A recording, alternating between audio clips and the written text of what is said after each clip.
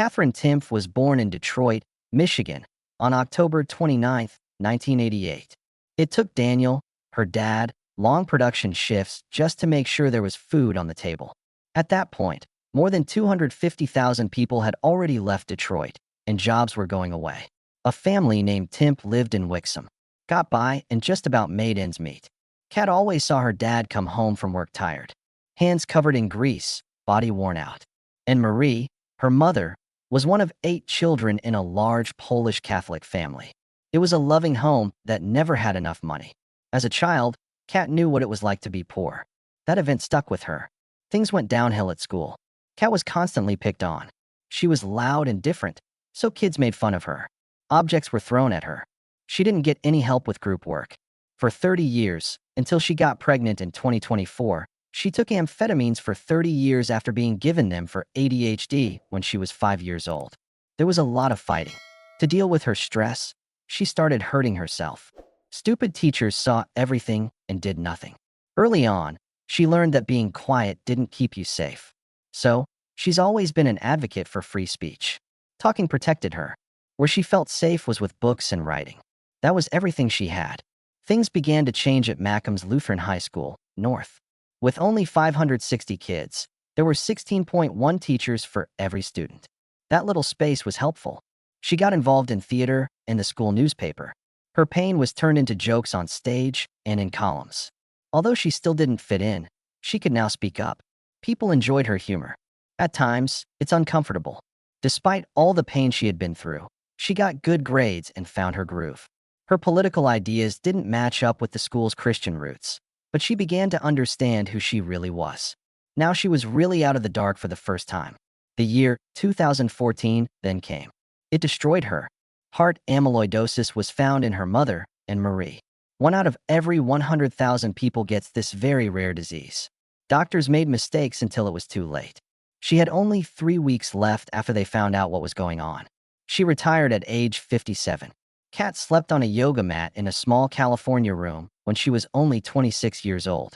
She had a lot of debt and was working various jobs. Her mother's death broke her heart. I felt that pain all the time. She would make fun of it online on Mother's Day later. But those jokes were based on terrible truths. Even with everything, she kept going. From 2006 to 2010, she went to Hillsdale College to learn. With an English degree, she finished with honors. She turned into a Chi Omega. She put together something for the school newspaper. She went to school in England. The Detroit News hired her as an intern.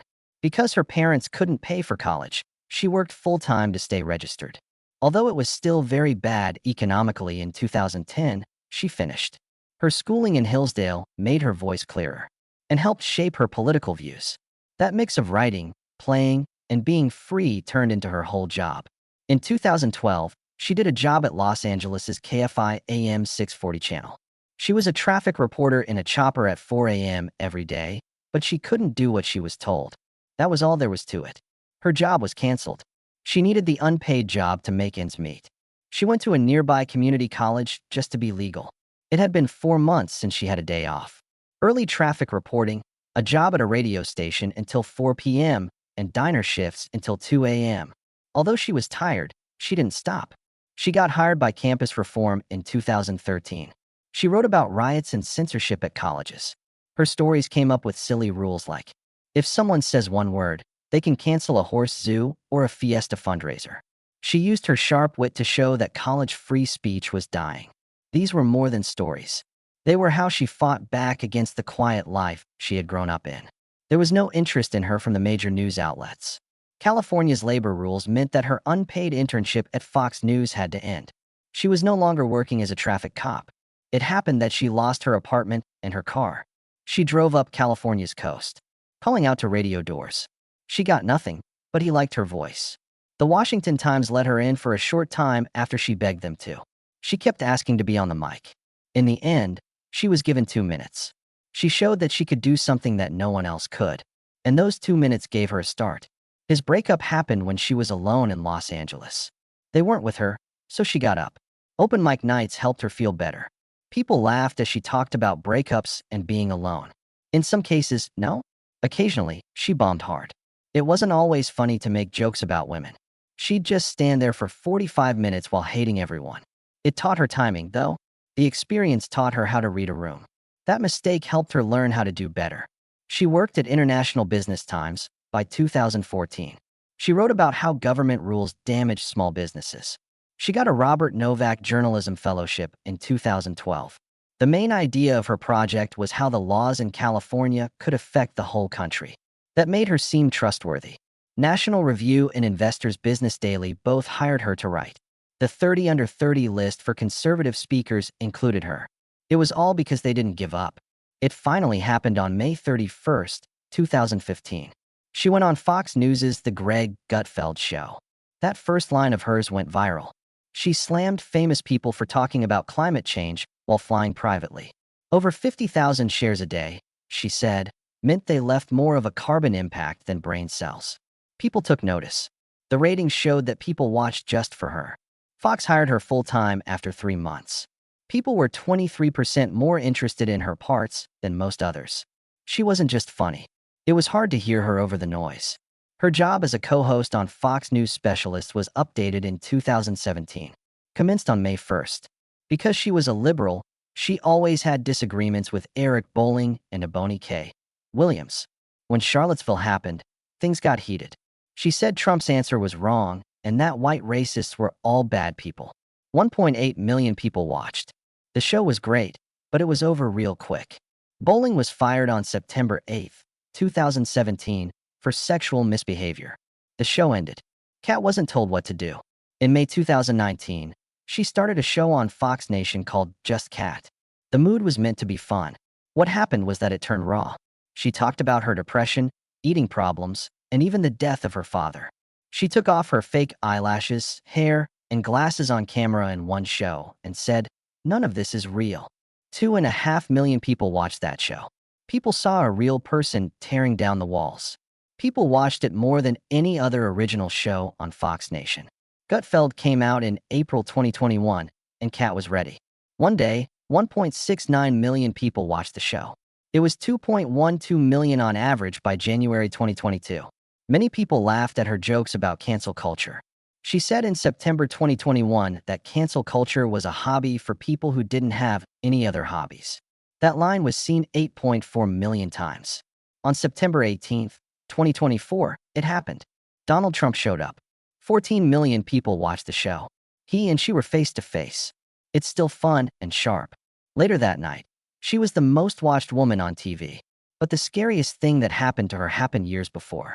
At Union Pool in Brooklyn on July 24, 2017, a guy walked in, found her, and threw a wine bottle full of water on her head. From a distance, he watched her, then struck, and then he was gone in less than 90 seconds. Unfortunately, she was unable to give her message that evening. An effort was made to change the way criminal justice works. Stopped her. She said on Twitter, "This wasn't just some drunk guy." Many people shared that tweet over 45,000 times. They wouldn't let her go outside for months. Although the man was never caught, that event changed her. It wasn't just a surprise when Kat Timpf rose to fame. Inside a quiet room, it sounded like someone had ripped open a tightly sealed package. Her first book, You Can't Joke About That, came out on April 18, 2023, and went straight to the top of the Amazon charts. She was on the New York Times top list for 3 weeks after that, just a few weeks or so after that. But it wasn't just the sales that made people shocked. It was what it said. It didn't scare her to write about rape jokes, cancer, parents who had died, or cancel society. People usually keep stories deep inside, but she dug them up and made them funny. A 2019 study she used said that 40% of Americans were already holding back because they were afraid. Not just floating around, that number. It held everything in place. In her book, she wrote about what it meant to still speak out. Then her second book, I Used to Like You Until, came out in September 2024. Additionally, it made the New York Times list. But this time, folks didn't just look at each other funny. It happened when they dropped their phones.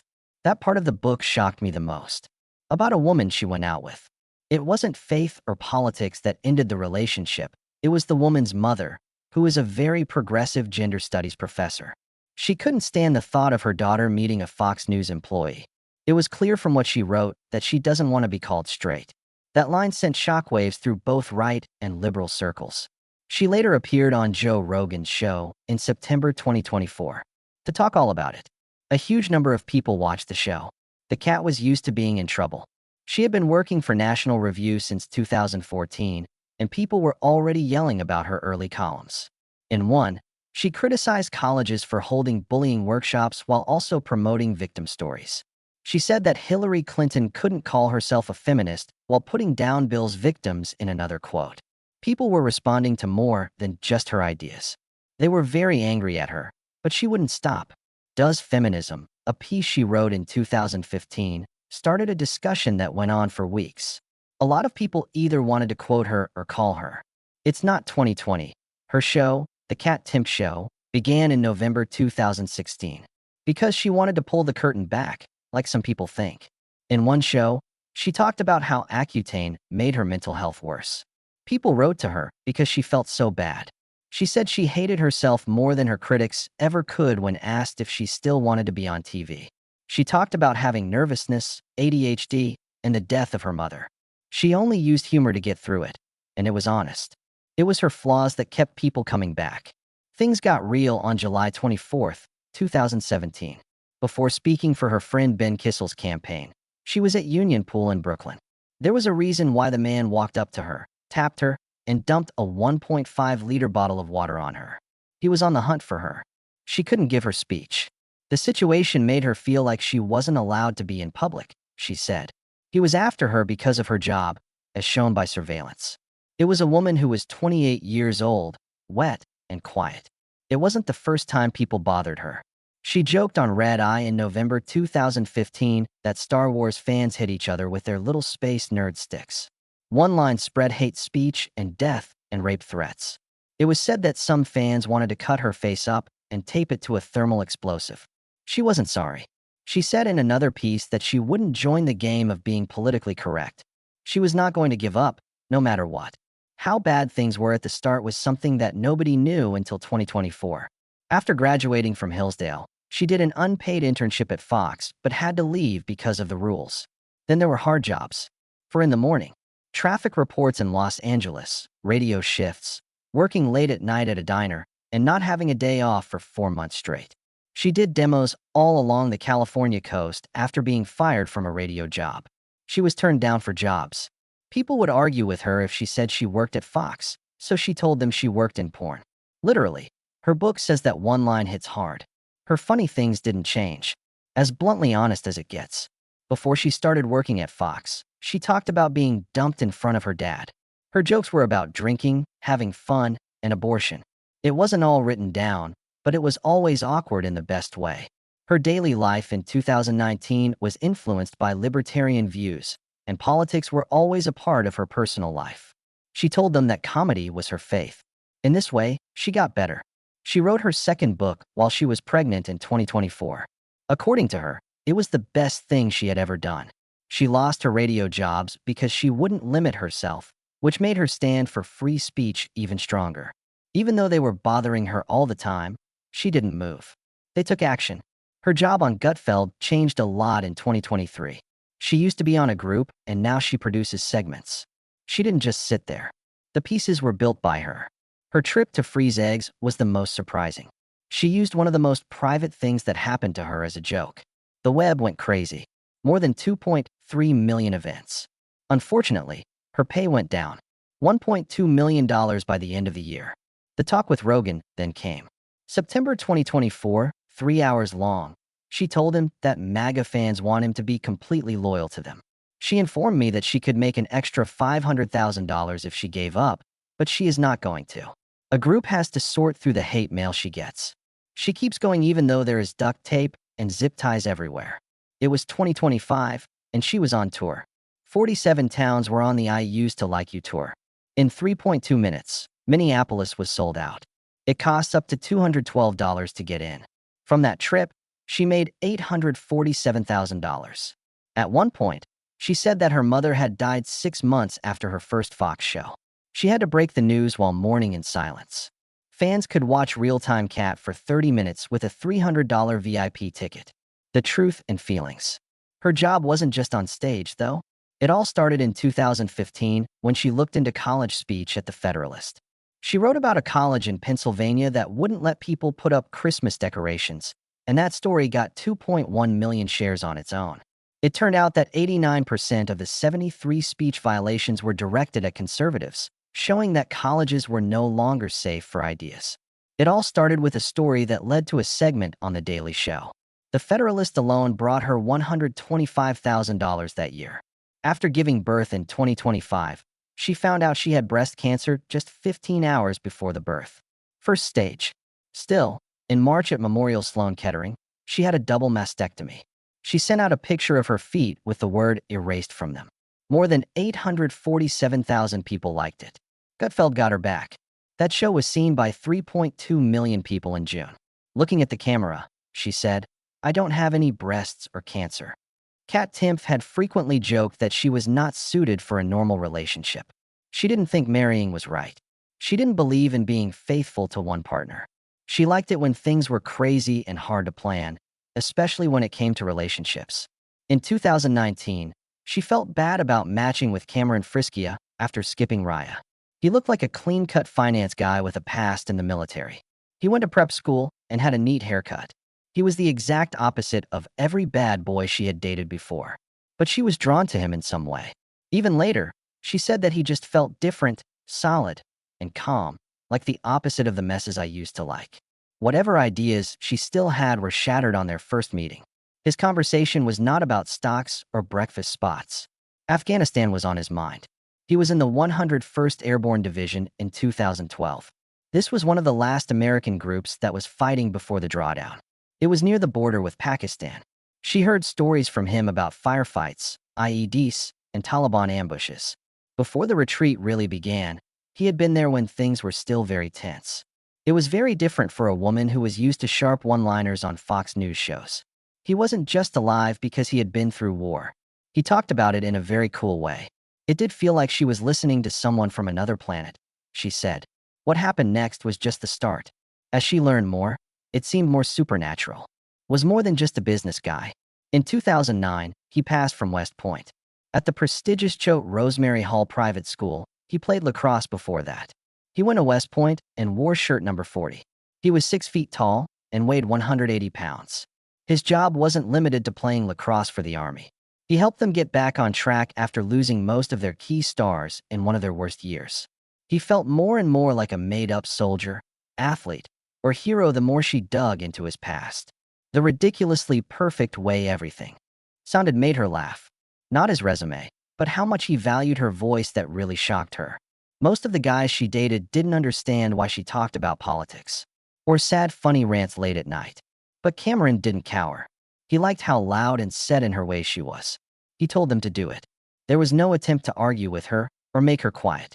The only things he did were listen, ask questions, and encourage her to keep going. His uniqueness lay in that alone. Then there was the deadly flu in 2020. Just 1 year of dating later, they moved in together. At that point, everything she thought she knew began to fall apart. Do not live together. Not your usual jobs. That was her slogan all the time. Due to the lockdown, they had to make a decision. She did not push him away. Instead, she leaned in. They made a routine in the same place every day. No loud arguments. There is no fake couple life on Instagram. There were only quiet mornings, shared meals, arguments late at night, and one big surprise at the end. A ring for marriage. Her flashing it on the Greg Gutfeld show in August 2020 didn't seem like a big deal, but it meant everything to her. Showed how much she had changed, which she never thought possible. The wedding happened on May 1st, 2021. Naturally, she did it her way. Wanna Grow Old With You by Adam Sandler was her choice for wedding music. She decided not to wear her glasses. Lisa Kennedy Montgomery was the celebrant. In bright letters it said, "Until death." It didn't feel standard in any way. After the fact, she said, "It still shocks me that I got married." She promised in her vows that she would not change who she was or be less strong because she was married. It was best written in her Instagram post. It got really cold in hell. Everything about the proposal was unexpected. Even though Cameron had the ring made just for her, Kat didn't cry when he asked her to marry him. She got scared. For years, she had said she didn't believe in forever. She looked it right in the eye now. Nevertheless, She said yes. She dated him not because she was ready, but because he made her think she could be. Something new happened after the wedding. She did not feel trapped. Instead, she felt free. She said, "I've never felt so free in all my life." There was a bigger change after that freedom. From not having kids at all to maybe one day possessing them. At last, that day came in February 2025 when she had their first child. Unfortunately, even that didn't go as planned. Doctors found stage 0 breast cancer during a checkup for the pregnant woman just 15 hours before she went into labor. It seemed like a miracle to her. Testing for the cancer early on was possible because of the baby. "I think my little guy could have saved my life," she said. On March 20th, 2025, after giving birth, she had a double mastectomy. Most individuals would have kept quiet. Kat shared a selfie from her hospital bed with the word "censored" written across her toes. She joked about her breast size in the comments. Her sense of humor stayed the same. The edge just got better. Her co-host sent her a cake that said, "I'm liberated from my breasts." She posted it with pride. What was so strange about this change? Not just being a mom or getting married. Her way of admitting she was wrong. Nobody knew she didn't want kids, marriage, or to be monogamous. She met someone who didn't try to change her after that. She changed all of a sudden. In a little less than 6 years, she went from being young and wild to married and a mother. Cameron continued to be quiet. There is no sign of him on Fox News. He does talks very rarely. In 2021, he only really went public for a radio show where he talked about the Kabul airport bombing in scary military terms. He said bad things about how the leaders handled the retreat. He talked about the Taliban's plan, choking points, and how things might have gone differently. Despite wearing a suit, he still thought like a fighter. That being said, this man still makes dinner. He makes almost $6 million a year as a manager at Kodu, but he cooks at home.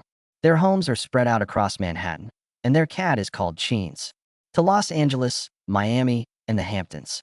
She rents Lamborghinis and Ferraris on the weekends for fun, and she spent over $150,000 on these expensive rentals. Simply because he got her a BMW X7 for $95,000. He used to work at Merrill Lynch, where he was in charge of trades worth millions of dollars. Before that, he was in charge of men during a war. It wasn't just a job change when I went from being an Army Ranger to a financial analyst. It was a total change in my life. Before he managed investments, he had to avoid IEDs. Additionally, he never lost the calmness that pulled Kat to him in the first place. In her book 2024, she even wrote about a short relationship she had with a woman that ended because the woman's feminist mother wouldn't let her daughter date someone from Fox News. Kat's life never fit into any one category. Libertarian, conservative, disorderly, organized, and loud. Closed. Now she's all of them at once. She spoke of not getting married, having children, or settling down. She is now married to a soldier who is now a banker, has a child, lives in style, and uses Instagram to make jokes about her breast size while she recovers from cancer.